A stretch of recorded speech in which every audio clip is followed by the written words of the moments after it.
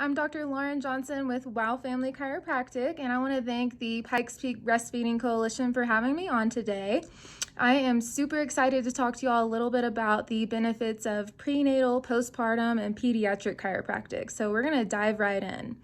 And the first thing that I do want to say is that the goal of chiropractic pretty much stays the same across the board. It doesn't matter whether it's a newborn, a pregnant mom, or a 90-year-old. The goal is going to be to remove interference from the nervous system. However, when it comes to prenatal chiropractic, we do have a few extra goals in mind. So we're going to talk a little bit about those first. The first one is pretty obvious. We want to decrease pain. We all know that pregnancy can be pretty uncomfortable. So by keeping the spine and the pelvis in alignment and keeping proper motion in all those joints, it can really take tension off the nervous system, and the side effect of that is decreased pain. The second thing that we want to make sure is that the uterus is free of tension. And there's two ways that we can do that. The first one is that we have to keep the tailbone straight because there's a ligament that attaches the tailbone directly to the uterus. So if the tailbone is twisted or torqued, then the uterus is going to be twisted and torqued. And that torsion or that tension in the uterus is not good for proper, fetal growth and development, and it's not good for baby positioning. So a lot of times we'll actually see babies will turn breech because they're not comfortable in that head down position. This can also pose problems during labor and delivery because the baby's not able to properly engage. So we'll see things like stallings of labors. The second way that we'll keep the uterus free of tension is we'll always be working on the two ligaments in the front. They're called the round ligaments. And if one gets tighter than the other, that's also going to kind of pull on the uterus, and it can also affect, baby's position and things like that. The third thing is that we want to make sure the two bones that make up the pelvis are in alignment because they also make up the pelvic outlet. So if they're misaligned, that can definitely interfere with the baby's passage through the birth canal.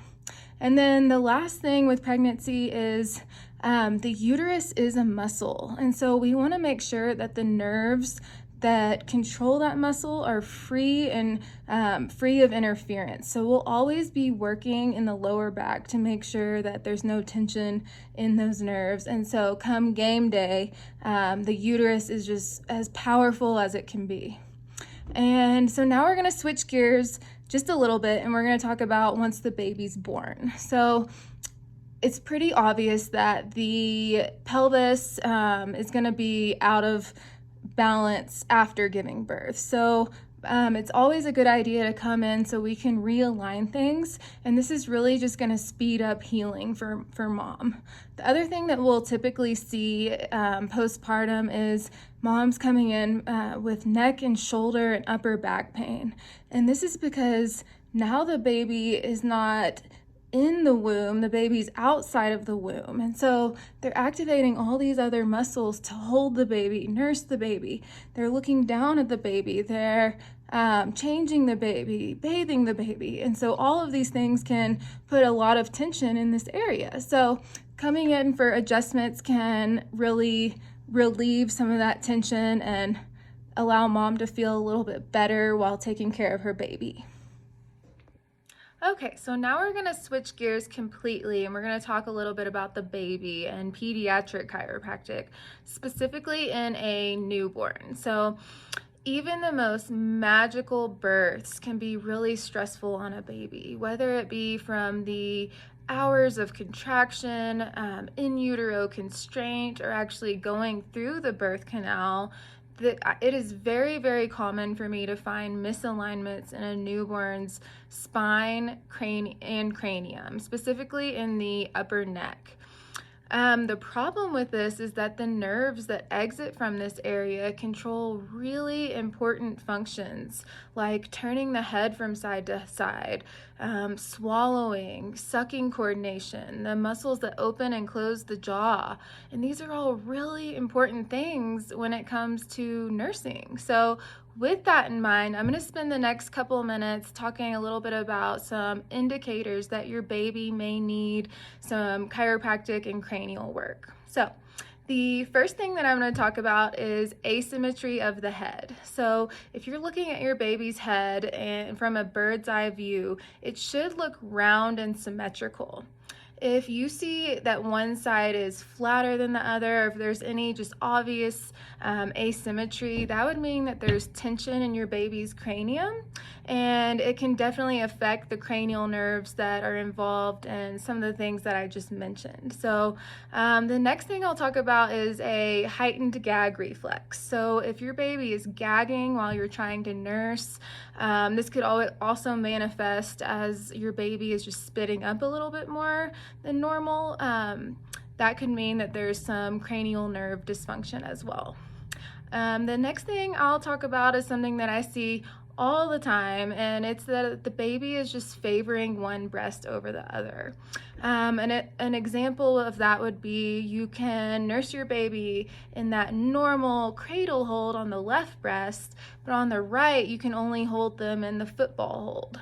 What I will typically see is that there is a misalignment in the baby's upper neck, and usually that top bone will kind of shift to one side or the other, and this makes it just really uncomfortable for your baby to turn their head from side to side.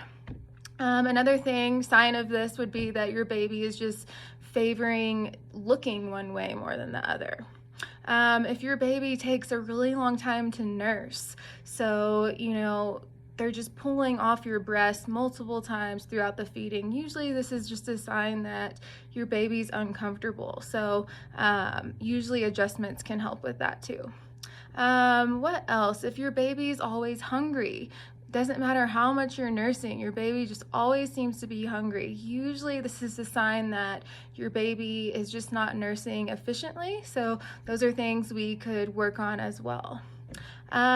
Tethered oral tissues, which are also known as tongue tie and lip tie. There's also buccal ties, which are in the cheek. These can definitely add extra stress to a baby's cranium and neck. Sometimes these babies need to see a pediatric dentist to get these ties released, and then in rare cases, just chiropractic and body work can really help this baby function well enough to nurse.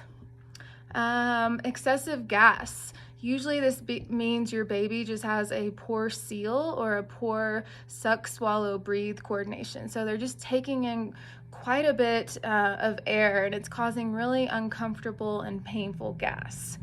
If your baby is arching their back a lot, so usually this happens when you're nursing, and again, in my opinion, this is a sign that your baby could have some tension in their spinal cord, and usually when they're arching their back like that, they're actually trying to release it. Excessive crying, also known as colic. There's so many causes of colic, and colic is just a fancy word for a baby in pain. Oftentimes I do see improvement after adjustments, so it's definitely worth a shot bringing your baby in just to get checked. And the last thing I'll talk about is GI discomfort. So I'll see things like reflux and constipation, and I'll also typically see a lot of tension in that baby's mid-spine. So it makes sense to me because the way a baby is curled up in the womb for so long, they have all that tension in that C curve. Another thing that can kind of feed into that is diapering. So no one knows this, but the way we're taught to diaper is to hike the legs up pretty high when we're changing a poopy diaper. That can actually put quite a bit of stress in that area of a baby's spine. The nerves that exit from that area go to the upper and lower GI tract. So we'll see things like constipation, reflux, gas, hiccups, and that's something that we can really help with. The good news about all of this is that gentle, specific adjustments to a baby's cranium and spine can really restore that proper nerve flow and allow them to function optimally. So here at WoW, we do specialize in prenatal and pediatric work. but we see all walks of life. So give us a call and we would be happy to get you set up for a complimentary consultation, exam, and your first treatment so you can come and learn a little bit more. Thanks everyone for watching, and I do want to invite you to this year's Global Big Virtual Latch On. It starts at 10 a.m. Mountain Time. The official latch is at 10:30, and at 10:10, Lauren Pilger, IBCLC, will be talking about the importance of breastfeeding during a pandemic. So you don't want to miss that. And then in the links we're going to put, or in the comments, we're going to drop a link where you can register.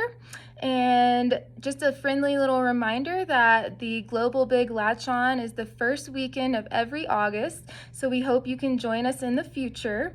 You can also follow the Pikes Peak Breastfeeding Coalition on Facebook. They have a YouTube page and on their website. And you can find us on Facebook. We're WoW Family Chiropractic. Our website is wowfamilychiropractic.com, or you can give us a call at 719-627-4WOW. Thanks again for watching, and we really hope that you'll share this with your loved ones and have a wonderful day.